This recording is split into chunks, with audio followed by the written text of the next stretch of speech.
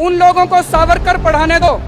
आप दिल्ली के सारे स्कूलों में अंबेडकर साहब को पढ़ाइए। चुनाव हार जाएं तो कहते हैं दलितों के वोट चाहिए, चुनाव हार जाएं तो कहते हैं रिजर्वेशन होना चाहिए, चुनाव जीतने के चांस हो तो कहते हैं रिजर्वेशन खत्म कर दो। मोदी जी देश नहीं है, आरएसएस संसद नहीं है और मनुस्मृति संविधान नहीं है। विजयदशमी के दिन हम सब लोग जानते हैं बाबा साहब अंबेडकर ने बुद्ध धर्म को अपनाया था।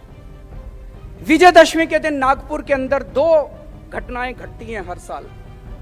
आरएसएस के हेडक्वार्टर के अंदर शस्त्र पूजा होती है और नागपुर के अंदर भारी तादाद में पूरे देश से दलित समाज से लोग इकट्ठे होते हैं और बाबा साहब अंबेडकर को याद करते हैं जिस दिन उन्होंने अपना धर्म परिवर्तन किया था।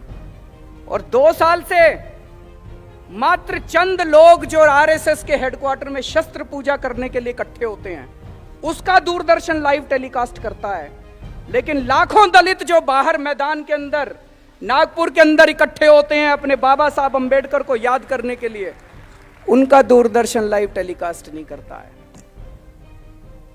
अभी आप सबने एनसीईआरटी सुना होगा, national council for educational research and training.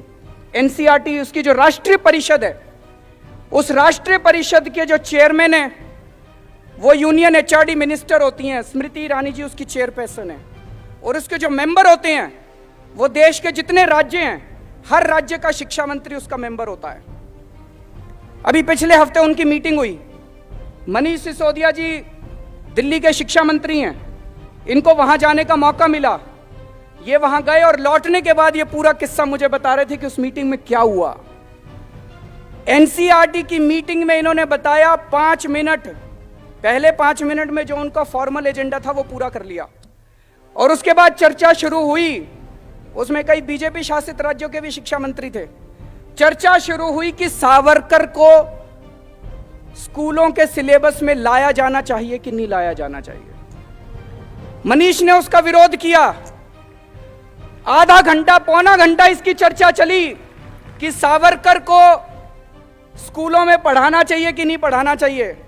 जब मनीष ने विरोध किया, उनको लगा बाहर बात फैल जाएगी, तो स्मृति जी कहते हैं नहीं नहीं, इसको बात को यहीं खत्म करते हैं, हम नई शिक्षा नीति बना रहे हैं उसमें डाल देंगे, इसको बाद में आपको बताएंगे इसके बारे में।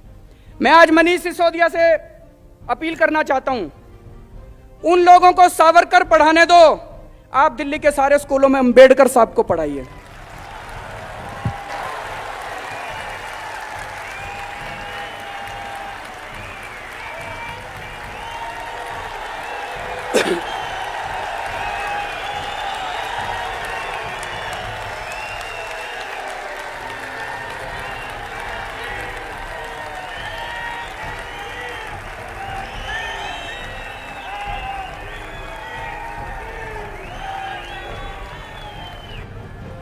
बाबा साहब के जीवन,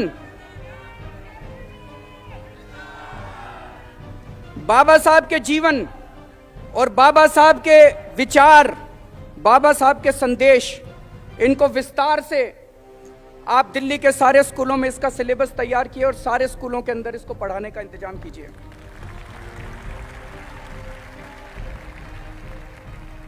बाबा साहब अंबेडकर वो खुद छुआछूत का शिकार हुए थे।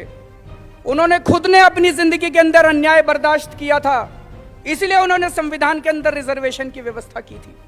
वो जानते थे कि यह समाज वो समाज है जिसने सदियों सदियों से अन्याय बर्दाश्त किया, सदियों से उन्होंने छुआछूत बर्दाश्त किया है। अगर उस समाज को अपने को बराबर लाना है तो अपने को उनको रिजर्वेशन देना पड़ेगा।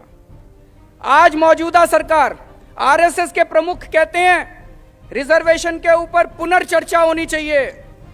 प्रधानमंत्री जी कहते हैं हम रिजर्वेशन के पक्ष में हैं। किसको बेवकूफ बना रहे हैं? चित भी मेरी पट भी मेरी। चुनाव हार जाएं तो कहते हैं दलितों के वोट चाहिए, चुनाव हार जाएं तो कहते हैं रिजर्वेशन होना चाहिए, चुनाव जीतने के चांस हो तो कहते हैं रिजर्वेशन खत्म कर दो। सारा देश देख रहा है इसको। मैं एक ही चीज कहना चाहता हूं जी, मोदी जी देश नहीं है, आरएसएस संसद नहीं है और मनुस्मृति संविधान नहीं है। आज ये देश आज ये देश कौन से संविधान से चलाने की कोशिश की जा रही है? बाबा साहब अंबेडकर के संविधान से या मनुस्मृति के संविधान से? हम ये बर्दाश्त नहीं करने वाले, ये देश ये बर्दाश्त नहीं करने वाला। बहुत सालों के संघर्ष के बाद, बहुत सालों की लड़ाई के बाद आजादी मिली थी और आजादी के बाद बाबा साहब अंबेडकर ने हमें यह संविधान दिया है। इस संविधान के लिए हम अपनी जान की बाजी लगा देंगे, लेकिन इस संविधान के विरुद्ध कोई काम नहीं होने देंगे।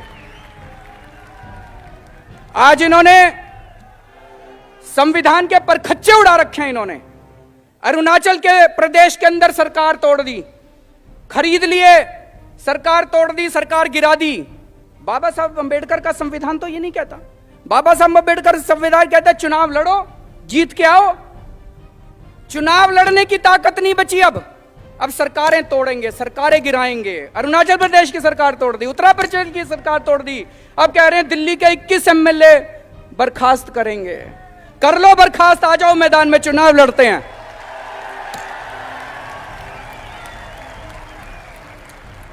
हिम्मत है तो आ जाओ मैदान में, चुनाव लड़ते हैं। हम बाबा साहब अंबेडकर के संविधान के हिसाब से चुनाव लड़ेंगे। तुम ये बैकडोर एंट्री करना बंद करो, ये देश की जनता परमानेंटली तुम्हें डिसमिस कर देगी।